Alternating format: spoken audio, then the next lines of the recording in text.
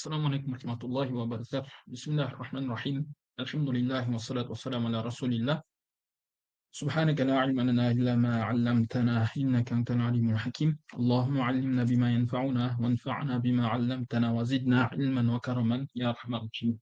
Суалдан тұра баштайбыз туғандар. Бүгін тахажжуд намазы боюнча же болбосо түнкүсү кылына турган ибадаттар боюнча бир аз фазилеттерини жанадан кээ бир фыкый өкүмдөрүнө иншалла айтып кетебиз.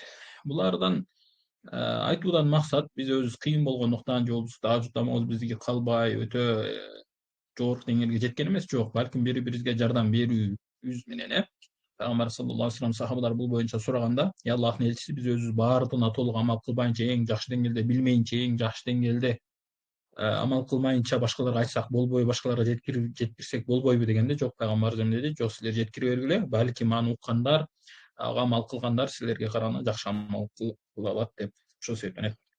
Иншалла ошондуктан тахажжудда же болбосо түнкүсүн ибадаттардын кээ бир пайдалары, түндөсү кылынган амалдардын кээ бир өзгөчөлүктөрү боюнча айтып кетүүнү туура көрүп тургандар. Анткени неге? Анткени түндө кылынган ибадат, түндө кылынган амалдардын кандай эле башка амалдардын өзгөчө орду болгондой эле бул амалдын да өзгөчө орду бар тууган. Бул амалдын өзгөчө орду бар. Бул тахажжуд намазы эми түндөсү ибадаттардын эң эле көрүнүктүүсү, эң эле адамдардын алдында белгилүү болгон бул тахажжуд намазы, түнкү намаз деп коет.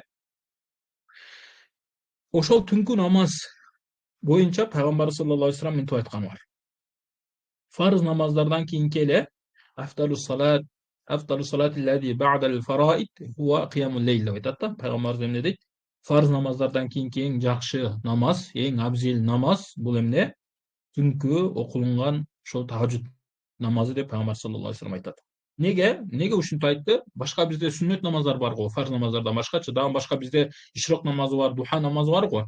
Башка хадистерде Пайгамбар ишрок намазындай же болбосо ишрок намазынын өзүнүн өзгөчөлүктөрүнү башкача кылып айтат да. Ал эми тахажжудтукуну башкача кылып айтат, башка намаздардын башкача кылып айтат. Неге дегенде, ар бир намаздын өзгөчөлүгү бар. Ошол намаздардын өзгөчөлүгүнөн бири тахажжуд намазынын амалдарынан эмне адамдардын оңолуусуна, адам нафсисини туура жолго салууга, нафсисини оңдоого жардам берүүчү амал бул тахажжуд намазы туугандар. Неге? Биздин жашообузда инсандардын, мусулмандардын эң чоң душмандарынан бири бул экөө бар, бизге каршылык келтирип, бизди тозокко түштүргөнгө себепчи боло турган, бизди туура жолдон азгыра турган эки душман бар, эң чоң душмандардан. Кайсы десе, бирөөсү шайтан, баардыгыбыз эле билебиз. Шайтан бизге жаман ойлор салып, жаман амалдар кылдырып, бир күнөө иштер менен Аллахка каршы чыгууга, башка нерселерге бизди үндөп турат, же болбосо ошол жака карап турат. Экинчиси нафси каалоо, адамдын каалоосу. Адам бир нерселерди биз жашоодо каалайбыз. Мисалга, курсагыбыз ачса, тамак жегенди каалайбыз, зеринип кетсек, бирөө менен сүйлөшкөндү каалайбыз, же болбосо телефон чукканды каалайбыз, же болбосо уктаганды каалайбыз, жана башка да. Эми ошол каалооду да тарбиялап турбаса, каалоону да түз жолго салып, оңдоп турбаса, ал каалоо адамга үстөмдүк келип баштайт. Адамды башкарып баштайт. Сиз көп нерсени өзүңүздүн күчүңүз менен же акылыңыз менен кыла албайсыз. Мисалга, көпчүлүк адамдар бар да, мен намаз окуйт элем, мен хижаб кийет элем дейт. Акыл жагынан карасаңыз баардыгы жакшы, намаздан эч кандай зыяныңыз жок, хижабтан эч кандай зыян жок, жакшы. Бирок амал кылайын десеңиз кыла албайсыз. Неге? Анткени нафсиңиз, каалооңуз башка нерсеге менен алек да. Кийбе дейт, же намаз окуа дейт, же жумуш кылыш керек, барып акча табыш керек, же машина миниш керек, көчөгө чыгыш керек деп, ушинтип биздин каалоолор адамдын нафси башка нерсеге карап тартып баштайт. Неге? Анткени биз аны тарбиялабаган себептен. Аны тарбиялап түз жолго салбаганыбыз себептен. Кандай эле бул адамдын нафсиси адамды башкаргандай, адамдын акылы дагы адамды башкарат. Бирок эгерде нафси адамдын акылынан жогору болуп кете турган болсо, биз нафсибизди ээрчип калабыз. Нафсибиз эмнени айтса, ошону кылып калабыз. Ошондуктан кээ бир адамдар ошол нафсиси өтө семирип кеткендиктен, каалоолору жогору болуп кеткендиктен, жашоодо көптөгөн күнөөлөрдү кылыш аларга жеңил. Даже көп күнөөлөр күнөө деп да ойлобойт. Ал каалайт, же болбосо анын нафсиге жакпайт, анын каалоосуга, көз карашыга жакпайт, туура келбейт, акылы туура десе деле, же болбосо башка бирөөлөр туура десе деле, аны кабыл кылбастан ошол нерсе менен алектенет. Мисалга, арак ичкендин баардыгы эле билет, арак ичүү жаман экендигин. Бирок неге кылат? Неге арак ичет? Бул аны кылгандыгы себеби нәфсиси ошол жакка карап адамды тарткандыктан. Адам өлтүрүш жаман экендигин билет. Бардыгы эле Кыргызстанда альхамдулилля бизде адамдарды табияттын эмеси, табияттын сыпаттары бар да. То есть адам төрөлгөндө бир нерсени жаман, жакшы деп биле алатчы. Ошондон адамдар эмне адам өлтүргөндү же болбосо адамды уруп тепкенди жаман деп билет. Бирок ошого карабастан адам өлтүргөндөр бар. Урлук кылгандар барбы? Бар. Зынаны да эле бардыгы жаман деп билет. Бирок ошого карабастан зына кылгандар барбы? Бар. Неге? Булардын баары каяктан келет? Бардыгы жаман деп билсе, ошол нерсени туура эмес экенин билсе, бирок баары бир аткарып жатпайбы? Неге десе, каалоолорго баш ийип калгандыктан. Каалоолор адамдын нәфсиси адамды башкарып калгандыктан ошондой жолдорго түшөт. Эми ошол каалоодо туура жолго салуунун же болбосо тарбиялоодун эң жакшы жолунан бири бул түнкү тахажжуд намазы. Кантип? Эмнеге? Адамдын нәфсиси бир канча нерселерге кызыгат. Мисалга, адамдын нәфсиси биздин каалообуз же болбосо адам өзү эмнеге? Нәфси дегенде же каалоо дегенде ошол адамдын өзүн, адам нәфсисини, адамдын рухун ошол муксат кылабыз. Бул боюнча доктор Муаз өзүнүн Мукаддимат фит тарбияти вал ислах шар'и деген китебинде нәфсинин аныктамасын жазганда ошол нерселерди муксат кылабыз айтып кеткен. Эми ошол адам бир канча нерсеге кызыгат. Мисалга, авторитет болгонду каалайт. Мен бир иш кылсам, же болбосо бир YouTube ачып же Instagram же TikTok ачып туруп, ошол жака бир сонун видеолор жайгаштырсам, бир сонун сүйлөп койсом, мени адамдар депутат кылып шайлап алса, же болбосо мени президент кылып шайлап алса, же элдин алдында эл бардыгы мени мактаса деп, адамдын каалоосу ушундай каалоолор бар. Эми ошол каалоонун тарбиялоо, аны туура жолго салуунун бир жолу тахажжудта. Окуйсуң, эч ким көрбөйт. Мечитте даже кээ бир адамдар, баягы мечитке баргандар, адам мени намаз окусун, мени молдоке деп айтсын, мени таксир деп айтсын деп мечитке барат да, Эми тахажжудта окусаңыз өзүңүз жалгыз үйдө капкараң, даже аялыңыз көрбөйт, даже балаңыз көрбөйт, алар уктап калат, башка бир иштери менен алек болуп калышы мүмкүн. Тахажжудта түнкү намаз окусаңыз эч ким жок да. Только Аллах менен жалгызсыз. Нәфсинин каалоосу тарбияланып баштайт ушул жерде. Нәфси жөн эле өзүнүн каалоолорун кыла бербестен акылга баш ийгенди үйрөнөт. Өзүмө пайда алып келет экен, бул нерсе менин бул дүйнө акыретиме пайда алып келет экен деп нәфси үйрөнүп баштайт.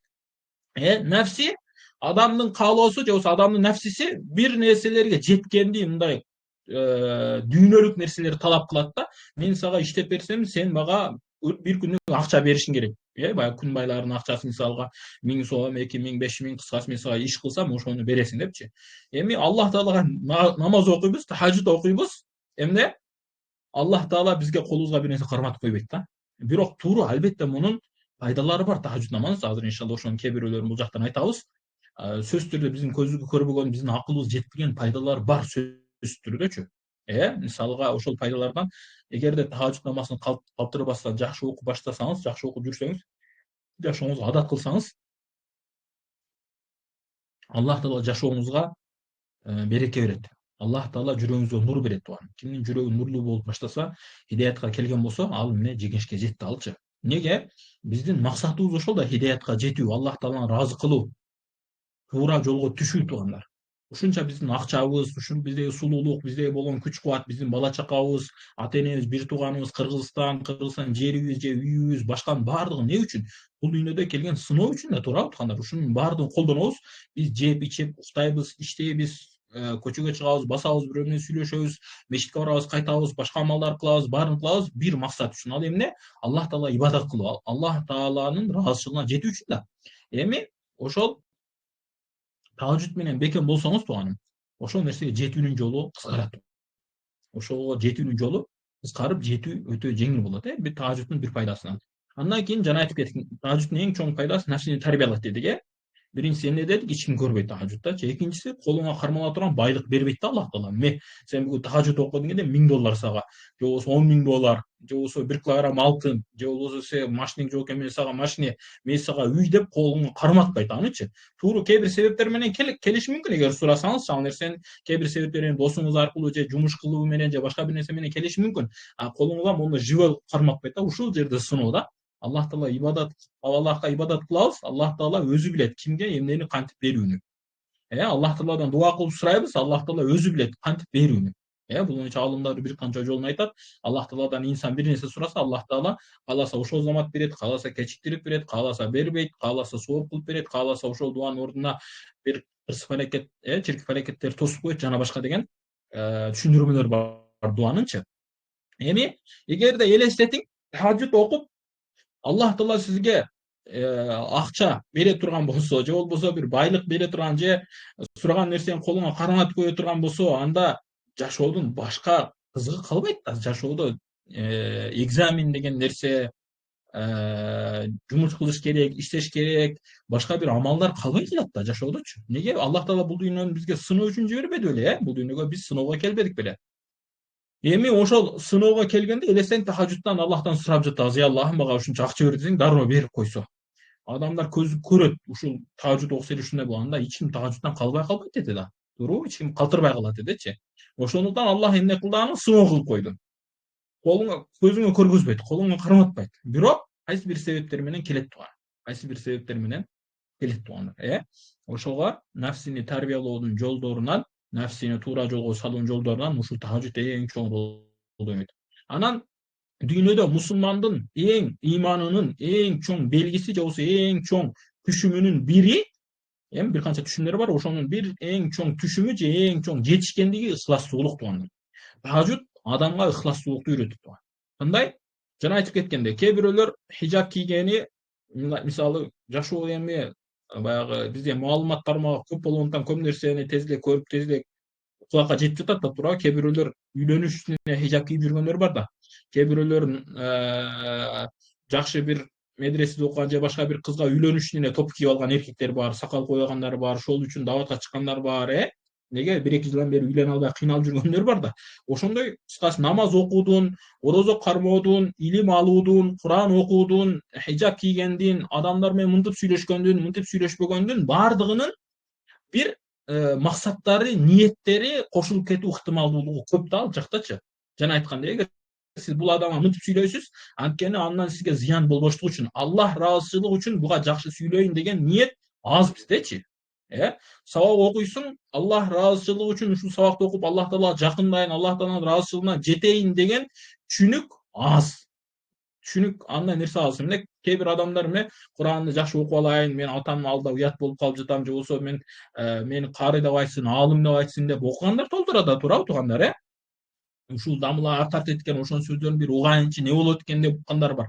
Аллахтын мындай таза ыхластуулук менен, чын ниеттен ыхластуулугу менен кылган амалдар аз да. Амалдар аз, Ошондой эле байлыгыңыз болуп бирөөгө садака берсеңиз, сизди бирөө садака берип жатканда андай бир ойлор кошулуп кетип, ыхластуулугуңузга кичине проблемалар келип калышы толук ыктымал да. Ал эми тахажжудда болсо ушунун баардыгы болуусу өтө аз да, туура. Кээ бирөөлөрдө болушу мүмкүн, ниети бузулуп, ыхластуулугу жок болушу мүмкүн, бирок ал нерсе аз тууган. Ал нерсе аз. Неге? Тахажжудда адамдар жок да жаныңдачы. Көрбөйт да сеничи. Көрсүн деп намаз окуй албайсың. Түндө деп жатпайбызбы капкараңда, Ушул жерде ыхласың ушул жерде билинет да. Сен Аллах Тааланы сүйөм, Аллах Тааланы жакшы көрөбүз деп айтабыз баардыгыбыз. Сүйгөн адам сүйгөнүнө жетүү үчүн аракет кылат да. Сүйгөн адам сүйгөнүнө ыраазы кылуу үчүн аракет кылат, Бул боюнча баягы бизде кыргыздарда айтып коет, утоок сүйүү дегендер чоң күбө да ушул нерсе. Баягы кыз жигиттер мисалы 15 жаштан 25-30 жашка чейинки болгон сүйүүлөр, кыз жигиттердин ортосундагы сүйүүлөр ошол бири-бирине жагыш үчүн ар кандай амалдарды кылат да, Мисалга айтайлы, эгер ошол жигит кызыга могул көйнөк сага жакшы жараштыр десе, кийинки учурашууга да же болбосо ошол көйнөк көбүрөөк, же болбосо ошол сыяктуу көйнөктөрдү кийип жүргөнгө аракет кылат. Эгерде баланын бир кылган амалы кызга жагпаса, ошол амалын айтып койсо, бала кайра-кайра ошол амалды кылгысы келет да. Кыскасы, кыздын көзүгө жаман көрүнө турган нерселерди кылуудан бала сактанат. Ал жакшы көрө турган амалдарды кылууга бала аракет жасайт. Ошондой эле кыз дагы, баланын көзүгө жаман көрүнө турган нерседен сактанат. Мисалы, ошол жолугушууга чыкканда кыздар өзүнчө эле ачылып, атыр жагында бир нерселер колдонуп, косметика деген нерселер менен алектенип кылат го, Неге? Ал ошол балага жагыш каалап жатат да, же болбосо ошол балага жүрөктөгү болгон бир аз эме бар, мейил, оо бар, же жакшы көрүү деген нерсе бар.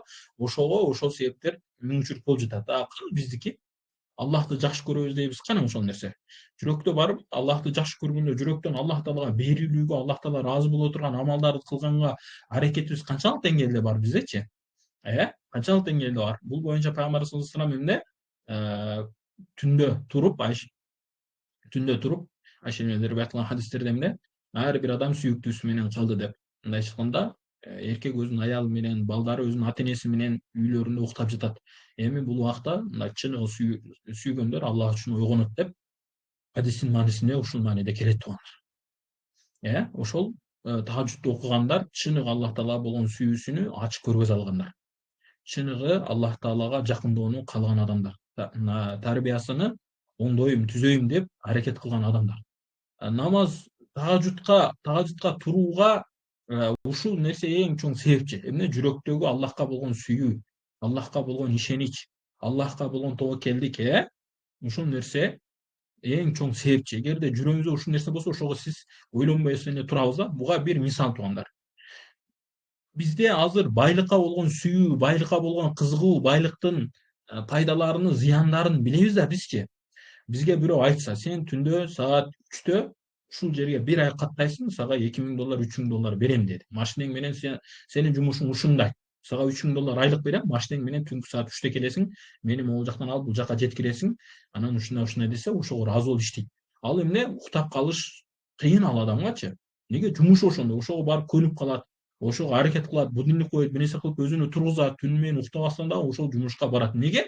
Анткени $3000 көзгө көрүнүп жатат. Бир ай иштесең $3000. $3000 Кыргызстанда жок азыр, туурабы? Ошого адам аракет жасап табат да. Колунан келгенчелик аракетин кылат. Неге?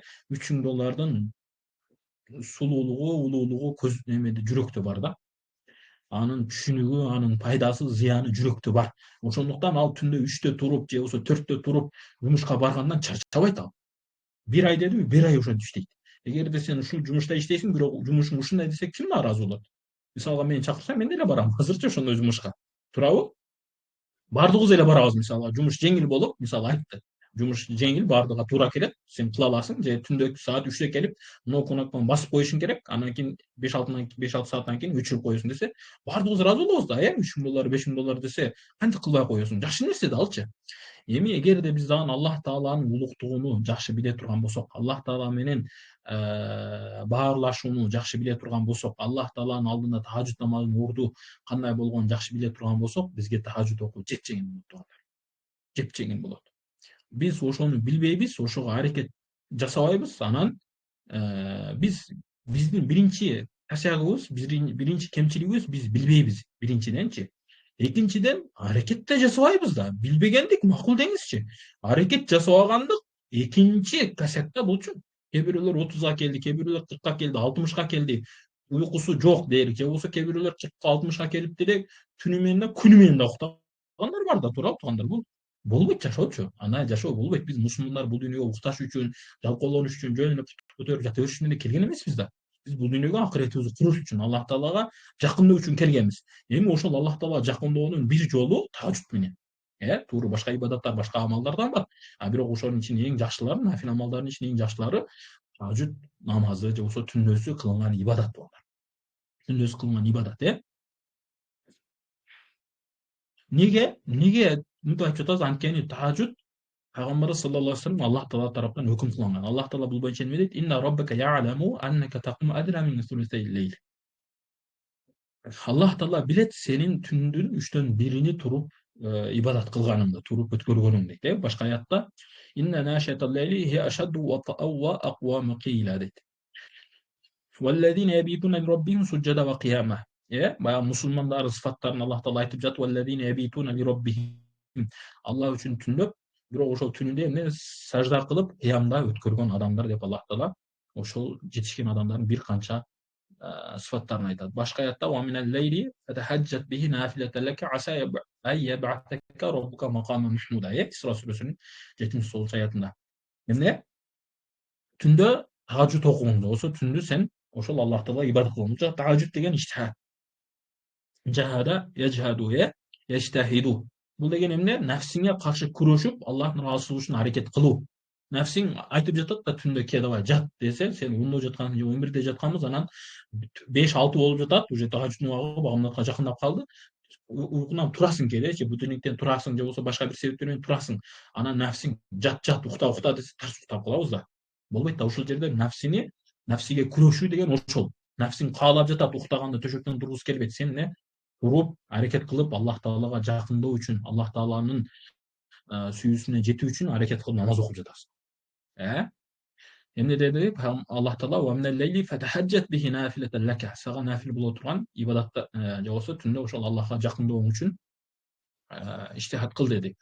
Аса роббука макама махмуда. Балким сени Аллах Таала атыктуу болгон жогорку даражаларга сени жеткиреттир деп жатат да, Мындан чындап эле тажуд окуган адамдардын жашоосунда өзгөчөлүктөр бар туугандар. Тажуд окуган адамдардын жашоосунда Аллах Таала тараптан берилген өзгөчөлүктөр барчы. Ошолордун бирөөсү жүрөгүндө иманы бекем болот. Бул адамдардын күнөөгө түшүп калыштан сактанат. Нафил намаздары менен бул тажуд окуган адам багымда анча менен каза боло бербейт. Бул адамдыкычы. Башка намаздар жөн каза боло бербейт. Туура, албетте бул нафил, биз үчүн нафил амалдардан, бирок абзелдикте фарз намаздар дейли да, фарз намаздар дейли. Буга эмне баягы важип намаздарды амал кыла турган болсок, бизге эң чоң өзүнүн даражасын, соогуну, жакшылыгыны, пайдасын жеткизет. Башка аятта Аллах Таала "Кanu qalilan minel leyli ma yahjaun" дейт. Алар түн ичинде, алар дегене ким? Мусулмандар, Аллах Таалага жакын болгон, Аллах Тааланын сүйүктүү инсандары түн ичинде аз гана укташат. Аз гана дегени ошол муктаж болгончалык. Мисалга 20 жаштан, 25 жаштан өткөндөн кийин 6 саат, 8 саат уйку нормальный адамгачы. Адамга нормальный. Биздин уйкубуз түндөсү саат 10дон баштап 6-7ге чейин уктайбыз. 8 саат, 10 саат болуп кетет да түндүн өзүндө. Жана күндүзү бош болуп калсак, мисалы суббота, воскресенье күндөрү жумуш жок болуп калып же башка иштер жок болсо, күндүзү еще дагы кошобуз да турабыз. Саат эртең менен багымдатып окуп туруп кайра жатабыз 8ге чейин же болбосо 10го чейин кээ бирөөлөр обедте жатат. Уйку вообще көп болуп кеткен да. Бул уйкунун көптүгү жалкоолуктун белгиси. Көп уктаган жакшы эмес туугандар, жалкоо болгон жакшы эмес жашоодочу. Бул жалкоолук сиздин акыретиңизге эмес, бул дүйнөңүзгө да зыян да. Бул дүйнөңүзгө да зыян. Мисалга алганда, баягы кедейлердин бир сыфатын айтышат, ошол кедейлер адатан жалкоо болот дейчи. Иште, монол жумушту кыл, могул жака аракет кыл, Аллах Таала берекең кылат, берекетиң берет десе, муну менен болбойт да, кечээ досум кылды эде, окшошпой калды. Мен да кылсам ошондо бекер өзүмө зыян болот. Караңыз, өзүнүн аракет кылып эме кылбайт да, акча табайын, макул ошо карызым бар эде, кредитим бар эде, ошону жабайын, ошого аракет кылайын, балдарымдын бут кийими жок болуп жатат, ошого бут кийим алып берейин, кыш келе жатат, аларга кышкы кийимдерин алып берейин, иштешим керек деп аракет кылбастан болбойт да деп эле жатат. Аракети жок. Анан албетте ал жагы да болбойт да, Кanu qalilan minel leyli ma yahjaun. Эмне алар түн ичинде аз укташат дегени ошол эми таква адамдар, жана таңга жакын, то есть тахажжудтун убагында Аллах Тааладан ва бил асхарихум ястагфирун, Аллах Тааладан истигфар кылат, Аллах Тааладан кечирим сурайт. Ибадат кылат, бир маанисичи. Муну окудук. Пайгамбар саллаллаху алейхи вассалам жаңа айтып кеткен хадисте, Сахих Муслим жана Сахих Бухарида келет. Afdalu salati ba'dal farida salatul leyl деп пайгамбар саллаллаху алейхи айтат. Эмне дегени бул фарз намаздардан кийин эң абзел намаз бул тахажжуд намазы деп пайгамбар саллаллаху алейхи айтат. Андан кийин караңыздар, Аллах Тааланын өзгөчө убадасы. Аллах пайгамбар хадисинде келет, янзил роббукум деп айтат, Аллах Таала түндүн акыркы бөлүгүндө биринчи асманга келип, кечирим сурай тургандар барбы? Аны кечирейин деп Аллах Таала өзү сурайт. Караңыз, биз уктап жатабыз, Аллах Таала бизден сурап жатат. Кечирим сурай тургандар барбы? Биз баарыбызда күнөөбүз бар да, туурабы туугандар, Ошол күнөөлөрүн кечиртип, Аллах Таалага жакындайын деген адамдар барбы десе, биз коңгурок тартып уктап жатабыз. Анан эмне? Ким менден сурай тургандар барбы? Дуа кыла тургандар барбы? Дуасына жооп берейин деп. Менден сурай тургандар барбы? Анын суроосуга, талабына жооп берейин. Кечирим сурай тургандар барбы? Мен аны кечирейин деп Аллах Таала өзү ушинтип дуа кылат. Ошол учурда туруп сурасак, албетте биздин дуалар кабыл болуучу орундардан туугандар, Пайгамбар саллаллаху алейхи вассалам башка хадисте алейкум би киямил лейл. Силерге насаат кыламын, силерге айтамын, түнкү намазды түндө ибадат кылууну калтырбагыла, ошого бекем болгула, ошону аракеткиле, ошону кармаңыла дейт. Фа иннаху, анткени ошол түндө ибадат кылуу бул силерден алдыңкы солих, жакшы адамдар, жүрөгү таза болгон, Аллахка жагымдуу, солих деген ошол мааниде, Аллахка жагымдуу, Аллах Тааланы сүйгөн, күнөөлөрү жок, же болбосо күнөөлөр болсо да аз, ошолор жүрөгү таза болгон, ошол адамдардын адаты ошондой болгон дейт. Ва курбатун иля роббикум, жана ушул тахажжуд түндөсү ибадат кылуу Аллах Таала силерди жакындатырат, ва мукаффиратун лиссайиат, жана дагы эмне, ошол тахажжудда ибадат кылуу, түндөсү ибадат кылуу бул эмне, адамдын кемчиликтерини же болбосо күнөөлөрүнү жууганга жардам берет, бергенге ва манхатун анил исм күнөөлөрдөн тосуучу дейт. Мынакей. Эгерде түндө тахажжудда ибадат кыла турган болсок, Аллах Таалага бир ибадаттар менен алек боло турган болсок, эмне бизди күнөөдөн тосот. Биздин сайyiat, жаман нерселерден, адаштыра турган нерселерден бизди сактайт туугандар. Эми туура бул бир жолу эле окуп койдум болбойт. Мен 40 күн окудум, 1 ай окудум болбоду. Албетте бул жакта ыкыластуулук жана башка амалдар талап кылат. Сиз аракетиңизди кыла бериңиз. Аллах Таала калганын иншалла берекетин берет. Калтырбастан аракет кыла беришибиз керек, Şaraful mu'min Peygamberimiz başka hadiste İbn Hibban aytat emne şaraful mu'mini kıyamuhu billeyl. Musulmandın şarapattуулугу musulmandın bürölördün aldındagı koru bolbostугу мына ayтканда şarapattуулугу бул түндөсү ibadat кылуусунда дейт.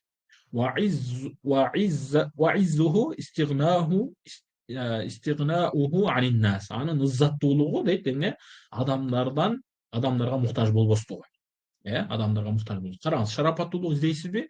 Анда түндө намазды калтырбаңыз, түндөгү ибадаттар калтырбаңыз. Бирөөлөрдүн алдында кор болгонду каалабайсыз, бирөөлөрдүн алдында ылдый болуп жүргөндү, баягындай төмөн болуп жүргөндү каалабайсызбы? Анда аларга муктаж болбоңуз, Эми Ахмад бин Ханбал радиаллаху анхудан айтылат да, адамдар сурайт: "Эй, имам Ахмад бин Ханбал деген Ханбали мазхабынын башчысы, ошол аалымдан достору, жанындагы адамдар сурайт. Эми жанындагы адамдарым жөнөкөй адамдар эмес, чоң аалым кишилер, олия кишилер.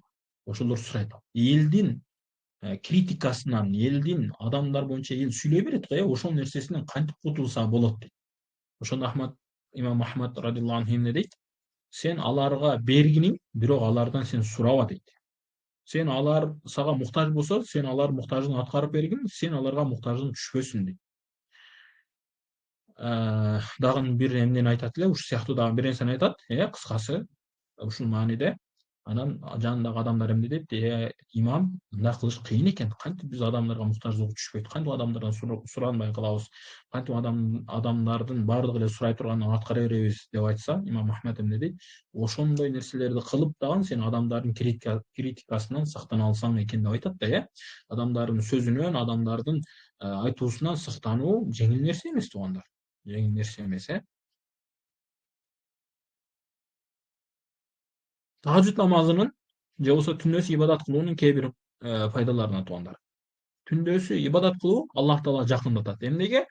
Бул убакта адамда ыхластуулук болгондуктан да, ушул убакта бизде адамдын ыхластуулугун текшере турган, адамдын Аллахка болгон сүйүүсүнү ушул жерде текшериле турган абалдардан бирөөсү ушул. Анткени башка нерселерге биздин намазыбызга, хижабыбызга же башка бир амалдар, орозобузга даже, же ажылыгыбызга же умурабызга башка адамдар көрөт, билет да. Ыхластуулукта кичине проблема болуп калышы мүмкүн, ниетибизде кичине проблема болуп калышы мүмкүн да. Бирок тахажжудда болсо эч ким көрбөйт да, ушул жагынан утасыз да.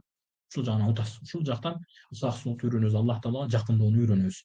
Аллах Таалага ушул тахажжуд менен жакындап алган адамдардын окуяларынан айтылат, алар дайыма ушундай түндөсү ибадат кылып өткөзүп, түндөсү дайыма Куран окуп, Аллахка дуа кылып, зикир кылып, истигфар кылып, ушинтип өткөргөн адамдар кээде уктап калганда Аллах Таала аларга кызганчу. Неге? Аллах Таалага өтө жакын болгондо Аллах Таала аларга өзгөчө мамиле жасачу да. Ошол окуялардан Ихя Улумиддинди окусаңыздар, имам Газали радиаллаху анху өзүнүн китебинде бир канча ошол окуялардан алып келет. Бул жакта аттарын айтпай эле коеюн. Бир канчасы бар, ошолордун маанисинен эмне бирөөсү уктап калса, эмне кылат? Аллах Таала түшүндө ага бир периштени жиберет. Ал периште эмне деп сүйлөйт? Сен Аллах Тааланын алдында ибадат кылгандан да лаззаттуу болгон нерсе таап алдыңбы? Аллахтан да улук болгон башка нерсе таап алдыңбы? Эмнеге тахажжудуңду калтырып койдуң деген сыяктуучу. Кээ бирөөлөр хурул айынды башка нерселер көрөт. Бул жакта китепте кирет, ошону көрсөңүздөр болот.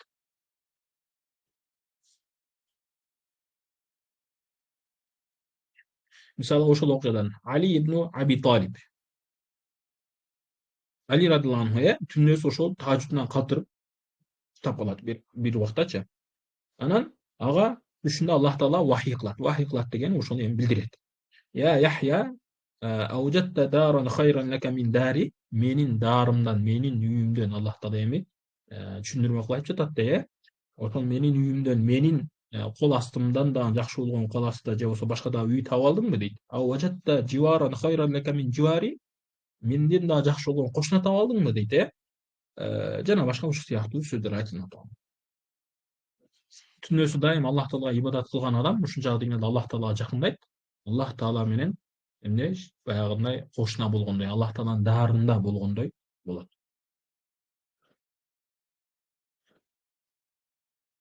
Башка хадисте Пайгамбар саллаллаху алейхи ва саллям айтат: "Инна минал лейли саатун". Түндөсү ушундай бир убакыт бар дейт. لا يوافقها عبد مسلم يسأل الله تعالى خيرا إلا أعطاه إياه. Emne? Ошол убакытка туш келип Аллах Тааладан эмнени сураса, Аллах Таалага бербей койбойт дейт. Эмне? Сөзсүз түрдө берет дейт. Башка хадисте Пайгамбар саллаллаху алейхи ва саллям: "Ракатани яркаухума al-abdu fi jawfil leyli khayrun lahu min ad-dunya wa ma fiha". Түндөсү Аллах Таалага 2 рекет намаз окуган кул үчүн дейт. Бул дүйнө жана ошол 2 рекет намазы бул дүйнө жана бул дүйнөнүн ичинде болгон баардык нерседен жакшыраак, жакшы дейт. Бул дүйнөдө телефонуңуз бар, авторитетиңиз бар, байлыгыңыз бар, машинеңиз бар, үйүңүз бар, туугандарыңыз бар, суу бар, Кыргызстан бар, ошонун баарынан жакшы дейт. Түндөсү кылган ибадат. Вала ан ашуqa ala ummati la faradtuha alayhim.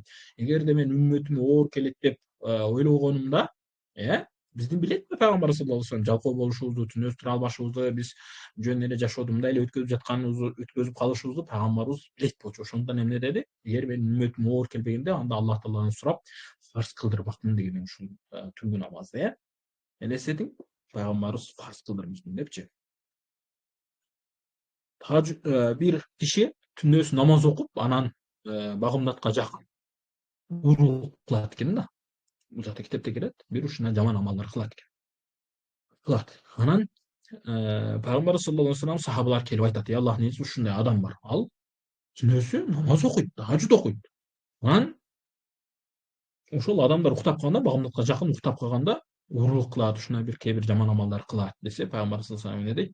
Тахажжудун жакшы окуй бекен, жакшы эле ыхлас менен окуй бекен. Анда ошондой кылып окуса, мунун урулугуну же болбосо ошол жаман амалдарыны намазы токтотот дейт. Чындап эле Пайгамбар саллаллаху алейхи ва саллям айткандай болуп, ал киши барып кийин оңолуп кетет. Намаз адамды жаман нерселерден тосот. Ошондой эле жаман нерселер дагы адамды намаздан тосот. Жаман нерселер дагы адамды намаздан тосот.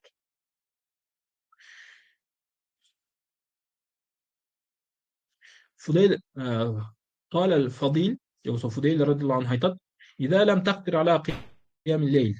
Эгерде сен түндөсү ибадат кыла албасаң дейт.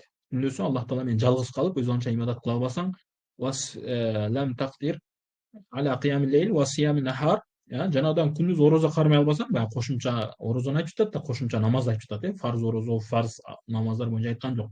Кошумча дейт. Фа'лам. Ушулар кыла албасаң, түндөс Аллах Таала ибадат кылып түндөсү эме кыла албасаң, орозо кармай албасаң, анда билгиниң фа'лам, анда билгиниң аннака махрум, анда сен махрумсуң дейт. Вакад касрат хати'атук, хати'атук, эмне сенин жаман нерселериң көбөйүп кеткен дейт. Жаман нерселериң көбөйүп кетет. Ошондуктан сен ошол адашууларыңды токтот дагы, мындайча айтканда күнөөлөрүң, жаман амалдарыңды токтот дагы, күндүз орозо кармап, түндөсү намаз окуганга аракет кыл дейт. Башка алымдарыбыздан айтылат, неге түнкү намаздарга тура албайбыз, неге түнкү намаз кыйын болот десе, эмне дейт? Qayyattука зунубак деп айтат. Сени күнөөлөрүң кармап калды дейтчи. Күнөөлөрүң кармап калды. Суфиян Сауриден айтылат, бир кылган күнөөм үчүн мен бул жакта 3 ай деп, 3 ай эмеден тахажжудтан курук калдым дейт, түндөсү ибадат кыла албадым. Ал кандай күнөө эде десе, бир адам тилемчилик кылып жаткан экен дейт. Бир адам сурамчылык кылып жаткан экен, жүрөгүмдөн ойлоп койдум. Ушул адам жөн эле акчам көбөйсүн деп, жөн эле жалкоолуктан акча сурап жатат экен. Ошол мааниде акча сурап жатат деп жүрөктөн ойлоп койдум да, ошол себептен эмне 40 күн бойдон тахажжудка тура албай калдым, түнкүсү ибадат кыла албай калдым деп айтат. Ошондуктан туугандар, намазга түнкү тахажжудка туруунун эң жакшы себептеринен бири күнөөлөрдөн сактануу. Иншалла ошол боюнча айтабыз. Эми тахажжуддун пайдаларын баардыгыбыз эле билебиз, айтып берсек сөз көп туугандар. Андан көрө биз амал жүзгө кантип эми ошол тахажжуд намазга турууну кантип адат кылсак болот, баардыгыбыз билебиз тахажжуд намазынын пайдасыны, тахажжуд намаз кандай жакшы экендигинчи. Ошол эми түндөсү бизде баардык фарз намаздарыбыз жайына, амалдарыбыз жайына болгондон кийин бизге кошумча жардам бере турган. Эгерде бир адам 5 убакыт намаз окуй албаса, ал адам 5 убакыт намазын тургузууга аракет кылсынчы. Башка дагы башка фарз амалдар калып жаткан болсо, ошолорду кылганга аракет кылсынчы. Азыр биз айта турган нерселер чыгганга чейин. Бул азыркы биз көпчүлүгүбүз эле намаз окуйбуз, алхамдулилля көпчүлүгүбүз эле хижаб кийип жүргөн эжелер бар, апалар бар, карындаштар бар жана башка дегендейчи, баягы фарздарды аткарып жаткан адамдар. Ушул нафил намазга, тахажжуд намазга туруунун түндөсү ибадат кылуунун жолдорунан турат. Антип тахажжуд намазы негизи эле туугандар, тахажжуд намазы түндө окула турган намаздардан. Эми тахажжуд дегени бул түндөсү Аллах Таалага жакындоо, түндөсү ибадат кылуу деген. Түндөсү сиз туруп Куран окусаңыз дагы эле тахажжудтай болот. Тахажжуд окугандай эле соогун аласыз. Түндөсү туруп зикир кылсаңыз эле ушул эле маанини аласыз. Түндөсү туруп истигфар кылып дуа кылсаңыз эле ушул маани. Ошондой эле намаз окусаңыз эле ушундай маани. Ошондуктан эгерде казасы бар туугандарга айтабыз, түндөсү туруп тахажжудтун убагында каза намаз окусаңыз да болот тууган. Сөзсүз түрдө нафил намаз окуш шарт эмес. Каза намаз окусаңыз иншалла тахажжудтун соогун аласыз. Иншалла тахажжудтага берилген жакшылыктарга жетесиз. Эми туура жүзмө жүз соопко жетүү деп айта албайбыз, бирок жакшылыктарга жетесиз иншалла. Балким андан да көп болоттур, эгерде ниетиңизге жараштуу болот туугандар. Андан кийин эми ушул нерсени айттык да, түндөсү боло турган амалдардан туугандар булчу. Түндөсү боло турган амалдардан. Мисалы, түндөсү уктаардан алдын даарат менен жатсаңыз да, бул дагы тахажжуддагыдай эле жакшы амалдардан, жакшы бир соолчулуктарга жетишет. Бул дагы жаңы айтып кеткен нафсини тарбиялоого, Аллах Таалага жакынdoogо бизге жардамчы болуп кетет. Ошондой эле эгерде сиз түндөсү тура албасаңыз, анда уктаар алдында сөзсүз түрдө 2 рекет намаз окуп жатыңыз. Уктаар алдында зикир толтуруп жатыңыз. Уктаар алдында Куран окуп жатыңыз. Өзүңүзгө дем салып жатыңыз. Кечки зикирдер калтырбаңыз тууган. Ушул сизге эмне жардамчы болот. Түндөсү тахажжудка турууга ушул нерсе жардамчы болот. Анан тахажжуд намазынын эң жакшы орду, эң сооптуусу, эң пайдалуусу түндүн акыркы 3 бөлүгүнүн акыркы бөлүгү. Мындайча айтканда, багымдатка жарым саат калганда, 1 саат калганда ушул убактар эң жакшы тууган. Ушул убак эң жакшы.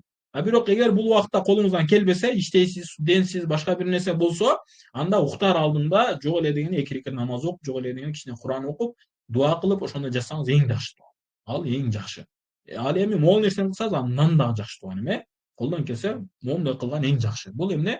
Багымдатка 1 саат калгандагы убакыт эң жакшы. Багымдат мисалга баягы азан айткандай эмес, багымдаттын убактысы киргенге чейин билебиз, намаз убактылары бар, анан азандын убактысы бар. Азан убактысы намаз убактысынан башка билебиз баарыбыз. Ошол намаздын убактысына чейин, багымдаттын убактысы киргенге чейин 1 саат 40 мүнөт, жарым сааттын ичинде ошолорду окугаңыз жакшы. Айрыкча жакшы, мисалы 40тан өтүп калган апалар бар, аталар бар, ушулар ушул убакытка аракет кылыш керек. Эмне дегенде алар адатан бир жумуштан, башка бир нерселерден бош болот да, сиз эми өтүп калдыңыз. Мындайча айтканда, акыретке болгон жакындыгыңыз жакын болуп калдыңыз. Бул жагы ибадатка көбүрөөк көңүл буруңуз деген сөз тууган. Андан башка дагы бизге тахажжудка жардам берүүчү нерсе эң биринчи туугандар. Ихя улумуддин деген китепте келет. Имам Газали айтат, тахажжудка турууга бизге жардамчы боло турган, ошол түндүн акыркы бөлүгүндө ибадат кылууга жардамчы боло турган нерсенин бирөөсү аз тамактануу. Аз тамактануу деген тойгондон кийин аша чаап жебеш керек. Өтө эле тоюп албаш керек. Адам орточо жеп үйрөнүш керек. Караңыздар туугандар, биз ушул тамактан көп кыйналабыз да туугандар. Нафсинин каалоосу, сиз курсаңыз тойсо дагы көзүңүз тойбойт да, курсак тойду, көз тойбоду. Бул көз ошол сиздин каалооңуз, нафсиңиз. Ушул нерсе сизди башкарып жатат. Ол ден соолукка зыян экендигин билесиз. Муну менен түндө ал жака унап, бул жака унап уктай албаганыңызды дагы билесиз. Бирок ошого карабастан баары бир жей беребиз да. Неге? Себеби биздин каалообуз ошого тартып жаткандыктан да, каалоо ошого тартып жаткандыктан. Ошондуктан биздин курсактар чыгып кеткен, ошондуктан биздин ал жак бул жагыбыз май басып кеткен, фигура бузулган, биз ден соолукка карабайбыз, канча суу ичиш керек, биз баягы тамактардын да түрүгө карабайбыз да, төлкө шавырма, төлкө шашылык же болбосо ушундай болуп калган да, баягы жок, диета деген нерсе бар, башка деген нерсе бар, адам ден соолугуна караш керек, ден соолуктан фарз, Аллах Таала тараптан бизге берилген аманат, ден соолукчу, ал нерсеге көңүл буруш керек негизичи. Ал нерсеге дагы адам көңүл буруш керек. Эми ошолордун бирөөсү биздин тахажжудка туруубузга жеңил боло турган тамакты орточо же болбосо азыраак жеген жакшы тууган. Азыраак жеген жакшы, Мисалга Абу Ханифа радhiyallahu anhu айтылат. Абу Ханифа радhiyallahu anhu'нун муасарбы ушул деген ушул инсан айтат. Абу Ханифа радhiyallahu anhu бир канча жолу көрдүм дейт. Ал эмне? Эртең менен багымдаттан кийин сабак отурат дейт. балдарга сабак өтөт эле, илим мажлисиге, илим чогулушуга отуруп, адамдарга илим үйрөтүп, ушинтип алектенет. Качанга чейин десе, асырга чейин. Асырды окуп алып, ошо ортодо эми пешинде окуйт да, алдында окуп, анан асырды окуп туруп, анан дагы сабак отурат. Ошентип куптанга чейин. Ортодо эми асыр бар, шам бар, анын баарын куптанып окугандан кийин эмеге кетет депчи. Мечитке барып, мечитти саарга чейин ибадат кылат деди. Эртең менен багамдатуу максаты. Багамдатуу кайра эле ушул. Сабак берип жатканда ошол учурда бул адамдын тамак жегенини көп, дасконун үстүндө отуруп алып күлүп кыйкатып, антип отурганын көрбөдүк дейт. Көрдүңүздөрбү аалымдар кандай болгон? Мен деген адамдар кандай болгон? Ошондой эле бул баягы диний жактан да, дүйнөлүк жактан деле ушуну айтып калгандар. Дүйнөлүк жактан мисалга жакшы адамдар карасаңыз, баягы күчтүү ачылыштар кылган адамдар, Галилейди карай турган болсоңуз, же болбосо Эйнштейн деген, Ньютон деген нерселер, эмелер, окумуштуулар бар. Баягы медицинанын атасы Ибн Сина бар. Ошолор карасаңыздар семиз болгон эмес аларчы. Неге дегенде тамакты жегенди билген, кантип жеш керек, канчалык деңгээлде жеш керек экенин. Биз ушул нерсени билбейбиз да. Ошондуктан биздин ден соолукка да зыян биринчиден, экинчиден амалдарыбызга, жашообузга да зыян да туугандар. Ошол бир тамакка жетиш үчүн, бир шашлыкка жетүү үчүн, бир шаурмага, бир гамбургерге жетиш үчүн биз карыз алып болсо дагы, өзүбүздүн бирөөлөрдүн муктаждыктары бар, ошолорду аткарбастан деле өзүбүздүн каалообуз үчүн жашап жатабыз да. Андай болбош керек адамчы. Адам көңүл буруш керек, эмне жеп жатат, кантип жеп жатат, канчалык деңгээлде жеп жатат, канчалык өлчөмдө, кандай жесе кандай пайда болот, кандай зыян болот, ага көңүл буруш керек. Эгерде сиз оор жумушта иштесеңиз, анда макул дейличи, ага көбүрөөк жеш керек, күч керек болот жана башкачы. Ал эми эме болсоңуз, жөн эле студент болсоңуз, эч кандай оор жумуш кылбай, жөн эле столдун үстүндө отуруп иштеп, же болбосо ишиңиз өтө жеңил болсо, көп жегенден адам сактаныш керек. Бул боюнча Пайгамбарыбыз саллаллаху алейхи вассалам дейт: ашказаны үчкө бөлгүлө, бирөөсү сууга, бирөөсү тамакка, бирөөсүн бошко калтыргыла депчи. Адам өтө тоюп алып, баягы болду, могул жерге келип калат го биздики, болду да, нары жака дагы киргизейин десең, жейин десең уже батпайт да, кетпейт ал жакачы. Мындай тамак жеген болбойт. Бул ден соолукка, медицина боюнча да зыян, акылдын иштебүүсүгө да зыян. Бул боюнча алымдарыбыз эмне дейт? Мынакей: эгерде сен тамакты көбөйтсөң, анда бул эмне, көп суу ичкенге эме болот, түрткү болот. Көп жесең, көп суу ичесиң адаттанчы. Эми көп суу ичсең, денең бошоп, ныгысырап, уйкуң келе берет. Анан уйку сага үстөмдүк болуп кетет. Эми бул адамдар түнөсү туруп намаз окуйт, түнөсү окуйын деп Аллаху акбар десе да уктап калатчы. Түнөсү туруп зикир кылайын, Куран окуйын десе да кетет ошол жерде. Эмнеге? Тоюп алыпчы мына. Курсак тойгондон кийин өзүңүздөр деле байкасак, кечинде жумуштан келгенден кийин, башка бир ишти кылгандан кийин эме уйкуң жок. Мындай жакшы эле жүрөсүң да, анан тамак жегенден кийин уйкуң келип, эме болуп, эмеде бошошуп жатабыз да. Ошого ушул нерсеге көңүл буруш керек. Анан дагы баягы медицина боюнча жатаардан алдын тамак жеп алып туруп, так тамакты жеп жатып албастан, кичине 1-2 саат эрте жеш керек, шамдан алдын жеш керек, же болбосо шамдан кийин жеп туруп, анан 1-2 саат кичине кыймылдап, намазга барып келип, башка иштерди бүтүрүп, анан жаткан жакшы, кичине тамак сиңдирип. Бизде, кыргыздарда, биз баягы оор тамак жейбиз адаттанчы, эт, камыр, ундан жасалган нерселер, булар адатан эмес, калориясы оор келетчи адамгачы. Ошонун баарын жеп туруп еще жатып алабыз да, анан ашказан түнү менен биздин мээбиз эс албай эле, наоборот, чарчап чыгат анда. Ошого тамакты азайтканга адам аракет кылыш керек. Андан кийинкиси, күндүздүн күнү, эгер тахажжудка туруум жеңил болсун десеңиз, күндүздүн күнү өтө чарчап дагы иштеген болбойт. Эгер зарылчылык жок болсо, андай кылбаш керекчи. Неге дегенде, катуу чарчап калсаңыз тура албайсыз да. Кээде даже катуу чарчаганда багамдатып өтүп кетет да, туурабы туугандар, Ошого ушул нерсеге дагы көңүл буруш керек. Өтө өзүнү катуу чарчаткан дагы болбойт туугандар, Андан кийинкиси, үчүнчүсү, күндүздүн күнүдө дегенде, эгерде мүмкүнчүлүк болсо туугандар, андан кийин сиз уйкуңуз стандарттан аз болсо, мисалга сиз түндөсү 2-3 саат эле уктайсыз же 4-5 саат гана уктайсыз да, ушундай адамдар үчүн кайруула кылып алган жакшы. Тахажжудка жардам болот булчу. Бизге окшогондор баягы багамдатып окуп, андан кийин кайра жатып алгандар бизге кайруула керек эмес биз үчүнчү. Бетте уктаган бизге керек эмес. Биз багамдандан кийин уктап жатпайбызбы? Биздин уйкубуз өзү 8 саат, 9 саат болуп кетип жатат аш менен. Бул бизге керек эмес. Биз болгону жалкообуз жөн элечи. Жөн эле жалкоо. Багамдандан кийин ukтай бербей тур, кыймылда. Качанга чейин жата бересиң түшөктүн ичинде? Энелер айткандай баягындай боло бербестен туруп, кичине кыймылдаш керек адамчы. Жумуш жок болсо үйдө энеңе жардам бер, атаңа жардам бер. китеп окугун, бир пайдалуу нерсе менен алектенгениң, деңсоолукка караган курсагыңа пресс жасаган, кетирген курсагыңды май басып жүрө бербесең, туурабы? Жана башка. Андан кийин төртүнчүсү эң абзелдеринен бири ушул күнөөдөн сактануу тууган. Күнөөдөн сактануу. Ал кээ бир алымдарыбыз айтат, канчалаган күнөөлөр бар адамдарды тажуттан калтырган. Канчалаган арам тамак бар. Арам тамак көп, эме түрлөрү көп да. Мисалга, арам акча менен сатып алгансың. Же болбосо арам тамакты алып жеп жатасың. Сүрүштүргөн эмес, бул чочконун майыбы, чочконун этинен жасалып жатат, бул шаурманы каякта кылган? Жөн эле өлүктөрдү алып келип салып салган же башка нерсе сүрүштүрбөй жөн эле жей берсин. Ушул себептерден адам эмне канчалаган Куран окуудан, канчалаган тажут окуудан калат тууган.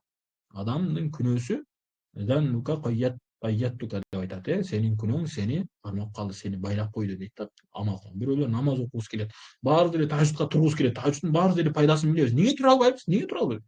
Күнөө көп да, көзүбүздү сактай албайбыз, Алымдар айтканда канчалык адамдар бар, көздөрүн сактай албай, көздөрүн арам нерсеге, зынага баягындай көрүнгөн, мисалга адал эмес аялдарды караган, адал эмес аялдар эркектерди караган мисалычы. Ошондой кылгандар канчалык Куран окуудан калды. Бүгүн канча пара Куран окудуңуз? Канча бет Куран окуй алдыңыз? Неге көбүрөөк окуй албайсыз? Неге карылар, жакшы, солих, такуу адамдар 10 парадан, даже бир күнү 30 пара окугандар бар, 1 пара, 5 пара окугандар бар. Неге сиз 1 бет, 10 бет окуй албайсыз күн сайын? Анткени көзүңүздү арамдан сактай албайсыз да, ошол себептен. Күнөөлөрдөн сактана албайсыз да. Неге тажутка тура албайсыз? Адалдан тамак жебей жатасыз да, ошол себептен, бирөөлөргө күнөө кылгандан, зулум бергенден сактана албайсыз. Ошол себептен эмне? Аллах Таала андан жакшы нерсени сизге бергиси келбейт. Мисалы, мен балама могу телефон бергим келбейт да. Неге дегенде, бала муну ыргытат, эме кылат, сындырат. Анткени бул телефон жакшы да. Мен үчүн пайдасы бар. Мунун бир канча зарылып аткара турган нерселерим бар. Сабак өтөм, сабак алам, башка бир нерсе деген, туурабы? Бирөөлөр менен байланышам дегендечи. Неге жөн эле балага телефон берип койсом болот? Анткени бала экран сындырат.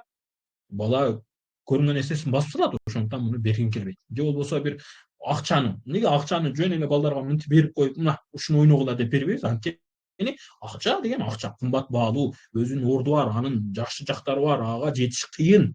Туурабы? Иштешиң керек. 10 сааттап иштейсиң, 12 сааттап иштейсиң, кээ бир нерсе курманчылыкка чаласың. Анан кийин жетесиң да ал акчаны. Анан таап келип туруп, мына деп балаңа берип койсоң, барып отко алып күйгүзүп салса, же болбосо жыртып салса, анан сен баягы 10 саат, 20 саат иштегениң текке кетти да, 1 ай иштеген текке кетти, туурабы? Бербейсиң. Ошондой эле тажут дагы ушундай кадыр баркка ээ күнөөкөр адамдарга берилбейт ал нерсе. Күнөө менен алектенгендерге, күнөө менен жашагандарга, күнөөгө башы кирип калгандарга берилбейт ал нерсе. Кандай эле жаш балага акчаны кадырлай албаган адамга акча берилбегендей, тажуттудан кадырлай албаган, күнөөдөн сактана албаган, Аллах Таалага жакындай албаган, фарз намаздарды калып кеткен, хижаб кийбей жүргөн, хижаб кийбей Аллахтын өкүмүн аткарбай жүрүбүз да. Аллах сизге эмне деди? Жамынгын, ороңгун дедик эркектерге, бөтөн эркектерге дене мүчөң көргөзбө деди. А сиз көргөзүп жүрөсүз. Аллах Таала каршы чыгып жатасыз, ооба каршы чыгып жатасыз. Эми Аллах Таала сизге кантип кымбат болгон нерсесин берип койсун, кантип кадырлуу болгон нерсесин берип койсун Аллах Таалачы. Турам десеңиз да тура албайсыз. 1000 будильник койсоңуз дагы, досуңузга айтсаңыз да келип тургуза албайт. Турсаңыз дагы окуй албай каласыз да. Кээде бар го баягы иштер менен бир нерселер менен турасың. Окуйюн деп аракет кыласың, даратып аласың, бирөө телефон чукуй кыласың, бирөө чала калат, байланышасың, анан багымдат намаз кирип калат, окуй албайсың тажутту. Неге? Аллах каалабады сен ошо тажут намаз окуган. Аллах Таала жактырбады сенин ошо тажутта, ошону сүйлөгөн, ошентип Аллах Таала истигфар кылышың же дуа кылышың Аллах Таала жактырбады. Неге? Анткени биз ага тартыктуу болбогондуктан да тууган. Тартыктуу болбогондуктан. Ошого күнөөлөрдү адамдар ташташ керек. Колдон келишинче адамдар ал нерседен алысташ керек туугандар.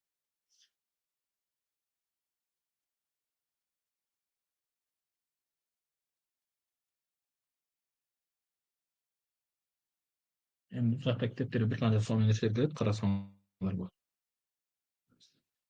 Андан кийин туугандар, бизге тахажжуд намазга турушубузга дагы жардам берет тахажжуд намазынын кадыр баркын билүү. Тахажжуд намазынын кадыр баркын билүү. Эгерде кадыр баркын биле турган болсок, аракет кылабыз. Жана айтып кеткендей, акчага кандай аракет кылабыз? Эгер бир тахажжуд намазынын кадыр баркын бизге жашообузга берген пайдасын биле турган болсок, ушул нерсе дагы бизге эмне чоң пайда берет. Андан кийинки өзгөчө амалдардан туугандар. Тахажжуд жана айтып кеткендей, көрүнгөн адамга бериле бербей турган Аллах Тааланын эң негизги амалдардан бири. Ошондуктан биз эми кандай кылып эмнелер кылышыбыз керек тахажжудка туруш үчүн? Эң биринчи туугандар, жүрөктөн ниет кылайлы. Аллах үчүн түндөс туруп ибадат кылам депчи. Эгер ниетиңиз чын болуп, жүрөктөн чындап ниет кыла турган болсоңуз, Аллах Таала сизге мүмкүнчүлүк берет тууган.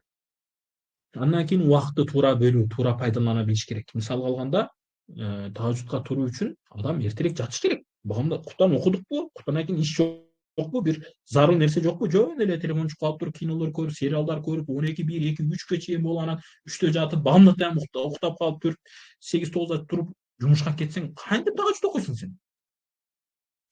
Андан кийин иш жокпу? Зарылчылык жок, дароо жатыш керек.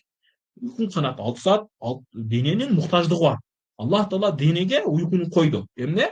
Ошол уктап дене эс алат. Эми ошонун акысын бербесең, дене сага баш ийбейт. Кандай баягы өлүп калабыз же болбосо бир дене мүчө иштебей калат го. Эгер адам бир жума уктабай койсо, кээ бирөөлөр андан көбүрөөк убакыт айтат, адам өзүн жоготот, акылын башкара албай каласың. Өзүң жогото албай каласың. Мисалы тамак жебей калсаң, мисалы 40 күндө суу ичпей тамак жебей калсаң, денең сага баш ийет, турайын десең тура албайсың да, туурабы? Амал кылайын бир жак карайын десең да карай албайсың. Мисалы 6 саатта моинтип компьютерде отуруп, же болбосо 20 саат ушинтип компьютерде отурсаң, көзүңдү ачайын десең да ача албайсың. Баягы сваркада бар го, сварка ширет, темир ширеткенде. Ошону көзү менен кылып атай ачкычын такпай эме кылсаң, көзүңдү ача аласың, андан кийин ача албайсың да. Неге? Көздүн өзүнүн муктаждыгы бар. Дененин өзүнүн муктажы бар. Ошол муктаждыкты аткарыш керек. Ал эмне? Уйку менен болот. Значит, түндөң ушундан кийин жумуш жокпу, башка амал жок, дароо жатып туруп, эртең менен саат 4тө турганга, 5ке турганга, тажудка турганга аракет кылыш керек адамчы. Убакытты туура пайдалана албасак, бул болбойт. Анан түндөсү уктагандан кийин укташ үчүн күндүзгү уйкуну азайтыш керек адамчы. Күндүз баамдатан кийин дагы уктасаң, бешинден кийин дагы уктасаң, кечээ эмнени уктайсың? Эмнени уктайсың? Уйку бизде азыр эми көпчүлүк адамдар уктай дагы берет да. Күндүз дагы уктайт, түндөсү дагы уктайт да. Булардын жашообуз мисалга биз амал кылып күндө ойго жүрүп, иштеп, башка бир нерсе менен чарчап, түндөсү эс алып, анан кайра уланып турабызбы? Булардыкы наоборот да. Уктап чарчайт да, туруп кичине эс алып кайра уктайт да. Булар наоборот болуп калган адамдар бар жашоодочу. Болбойт мындай нерселерчи. Бул нерсе болбойт. Кантип жашоо мындай нерсе менен болсун? Туура эмес нерселерден, убакытты туура пайдаланыш керек. Андан кийин эми бул баарыбыз эле чоң адам биз билебиз, булардын баардыгын азыр ичиге кирип, баары бир нерсени түшүндүрүп кетсек, убактыбыз жетпей калат. Бүгүн ушул сабак эле бир эле сабак бизге жетиштүү. Андан кийин тахажжудду, түндөс ибадатты аз-аздан башташ керек. Аллах Тааланын алдында көп кылып кийин болбой калган эмес, эмне? Ахаббул а'малу а'малул мудаввам. Же болбосо ушул сыяктуу хадистин маанисине келет. Эмне Аллах Таала сүйкүмдүү болгон амалдардан аз болсо дагы уланып туруучу, дайыма болот. Түндөсү дайыма 2 рекет, 4 рекет ашыкпаң. 6 рекетке, 10 рекетке, 12, 20, 30, 40 ага ашыкпаңыз. 2 рекет окуй аласызбы? 2 рекет окуп туруңуз. Түндөсү туруп намаз окуй албайсызбы? Мүмкүнчүлүк жокпу? Туруп дуа кылыңыз, ондо жок эле деген эмес. Дуа кылып үйрөнүңүз. Истигфар кылыңыз, зикир кылыңыз. Зикир кылганга эме дагы кылбайсыз. Даарат дагы албайсыз тууганым, жөн эле зикир кылсаңыз да боло берет. Бул мисалга аялдар этек кирим келип калды, месячный болуп калды, андай мындай дегенге, буларга туруп алып дуа кылганга тосуп койт. Месячный келген намазды да окуй албайсыз. Дагы кээ бир амалдар бар, мисалга тавафка кыла албайсыз, умраны кыла албайсыз, эркек аял мамилеси деген. Андан башка зикир кылсаңыз болобу? Ооба болот. Дуа кылсаңыз болобу? Болот. Истигфар кылсаңыз болобу? Ооба болот. Ооба болот тууганым, Түндөсү туруп китеп окуп, Аллах Тааланын улуктугуну сезсеңиз болобу? Ооба болот. Ошого адам аракет жасаш керек. Аз-аздан башташ керек. Бир ай бою бул адамдын калыптанышы, туугандар, караңыздар. Калыптанышы мындай үзгүлтүксүз нерсе менен болсо, ушул нерсе адамга калыптанат. Мисалга сиз жума сайын күнүгө ата энеңизди чалсаңыз, жума күндөрү чалуу сизге ыдат болуп калат. Мисалга баягындай биз жумушка барбыз го, эртең менен 8де жумушубуз бар, кечкурун 6га чейин же болбосо ар кандай убакытка жумушка жараша. Ошол бизге адат болуп калат да. Сен жумушка барасың, башка нерсе кыласың дегендейчи. Түндөсү уктабай жүргөн адамдарга күндүз укташ адат болуп калат. Неге? Түндөсү ойго жүрүүгө үйрөнүп алды да. Ошол себептен аз-аздан кылып адатка үйрөтүш керек анычы. 2 рекет, 6 рекет, 6 рекет. Андан кийин барып көбөйтүп алсаңыз болот, Ошол сыяктуу эле Куран окууда. Күнүгө Ясин окуясыз, күнүгө Ясин окуйсуз. Ушинтип 2 ай, 3 ай калбадыбы? Жакшы, сону адат болуп калдыбы? Эми көбөйтүңүз. Анан акырын көбөйткөндө дагы Ясинге 1 бет кошуңуз, 2 бет кошуңуз, ушинтип секинден акырын көбөйтсөңүз болот тууганым. Анан башында баштап туруп кийин жок болуп кеткен, ал жакшы эмес. Кийинкиси туугандар, уйкуну жана ойгонуу ойгонуу жолун табыш керек адам өзүгөчү. Мисалы, кээ бирөөлөр ойгонгондо ойгоно албайт да кээ бир адамдар, кээ бирөө будильник жаныңызда болсо өчүрүп коесуз да. Ошондуктан кичине наракка коюңуз, барып басып өчүрүп, ошондон ары жака кетиңиз. Кайра келип жатып албастанчы. Баягы кээ бирөө көзүңүз ачылдыбы, төшөктөн туруңуз, төшөктө эле жатып, азыр будильникти өчүрүп туруп, азыр 5 мүнөт, 5 мүнөт, 5 мүнөт десеңиз уктап каласыз ал нерсе мененчи. Эмне кылыш керек? Өчүрүңүз, туруңуз да, ары жака дивандан түшүңүз, жаткан ордунан туруп, башка комнатага жылыңыз, барып дароо даарат алыңыз, же барып уйкуңуз ачылбаса, баягы көбүнчө тамак менен ачылат, барып тамак жеңиз кичине түндөсү, орозо кармаңыз, эртеси күнү эгер колдон келсе баягы жумушуңуз оор болбой, жеңил болуп, орозо кармай ала турган мүнөчөтөр болсо, орозо кармаңыз, өзүңүзгө эле жакшы. Сонун нерсе булчу. Ошого көңүл буруш керек, уйкунун жолдорун табыш керек. Мисалга, биз көбүнчөсү ошондойбуз да, телефон будильник келсе, өчүрөбүз да 5 мүнөт деген боюнча кеттиң да, багамдат болуп калат ошону мененчи. Же болбосо кээде күн чыгып кетет ошону. Багамдат, көпчүлүктүн багамдаттары ушундай да, эми кээ бирөөлөрдүн, көпчүлүк эмес, кээ бирөөлөр. Андан кийинкиси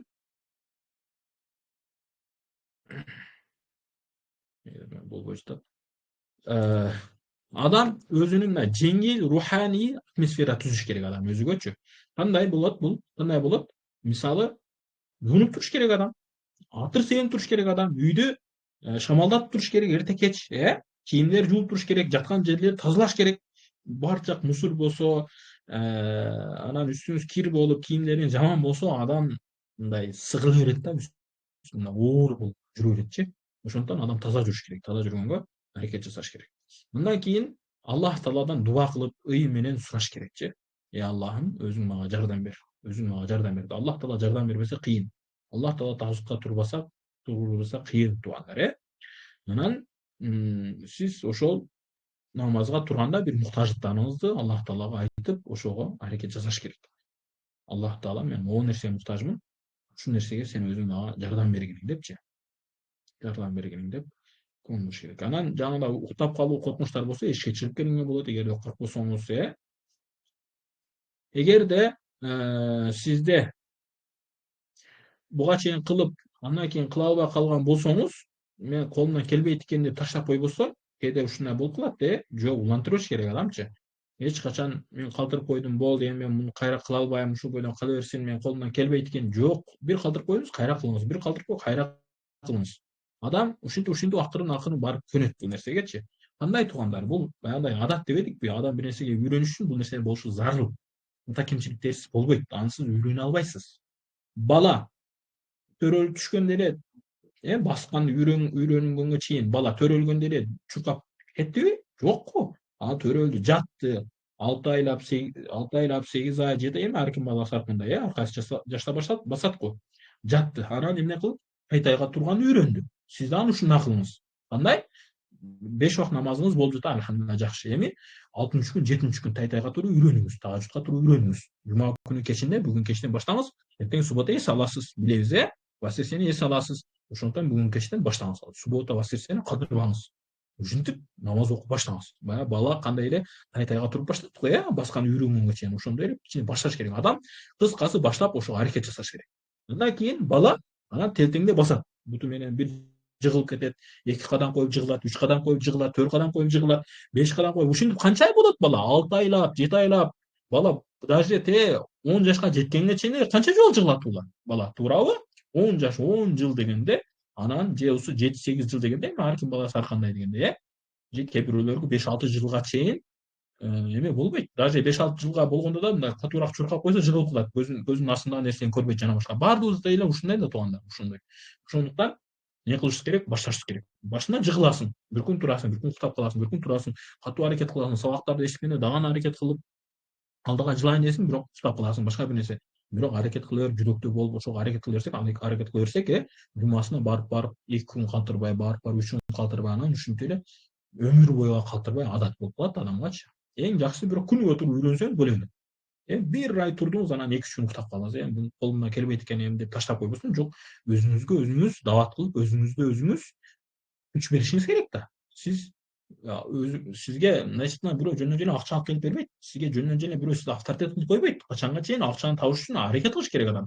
Ошондой эле соопко жетүү үчүн, Аллах Таалага жакындоо үчүн адам аракет кылыш керек. Өзүңүз аракет кылбасаңыз болбойт ал нерсе. Кыйын маселелер. Өзүңүз аракет кылбасаңыз болбойт. Ошого эмне кылышыбыз керек? өзүбүз аракет кылышыбыз керек. Колдон келишинче аракет кылып турганга, аткарганга аракет кылышыбыз керек. Андан кийинки биздин даандан жакшы пайда бере турган нерселерден мыкты ушундай тахажжуттарды калтырбаган достордон насааттанып сураш керек. Досум, сен 5 убакыт намаз окуйсуң. Мени да үйрөтчү ошол нерсе. Кантип барсам болот? Могу иштериң чыгып калганда эмне кыласың? Тахажжудду үйрөтчү мага. Сен тахажжудуң калбайт. Тахажжуд убагында сен кантип окуйсуң? Сен жүзүңдө нур бар, кетпейт бул тахажжуддун нуру. Ушуну мага дагы үйрөтчү деп үйрөтүп ошолордон жардам сураган жакшы. Анан устаздардан, аалымдардан анын өкүмдөрүнөн сурап алып, ошол боюнча амалдар жасаган эң жакшы болот туугандар, баарыбыз иншалла ошого аракет кылайлы. Субханакаллахумма ва бихамдика нашхаду ан ла иляха илля анта астагфирука ва атубу илейк. Кыскачасы ушундай туугандар. Кыскачасы ушундай. Бул жактан биздин негизги максат кантип тахажжуд намазга туруу жеңил болот, ошолорду үйрөтүш үчүн эле болду. Болбосо тахажжуддун пайдалары боюнча айта турган болсок, сөзү аябай эле көп.